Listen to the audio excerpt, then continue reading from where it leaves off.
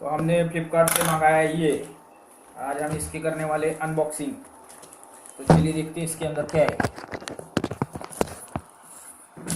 Safety shoes है।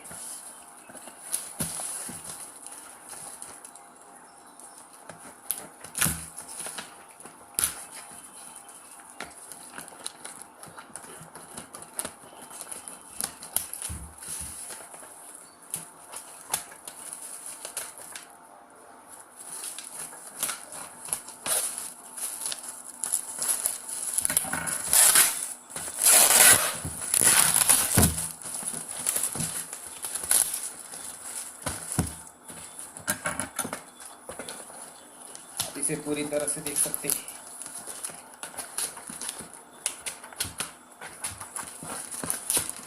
पूरा seal है। देखिए जेके ब्रांड।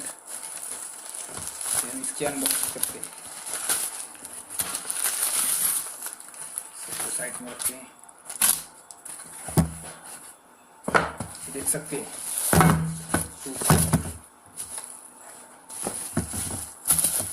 हमारे सेफ्टी शूज।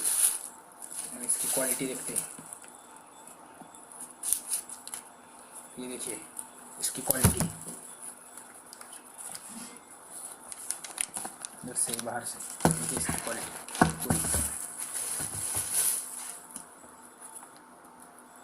और ये सेफ्टी शूज है।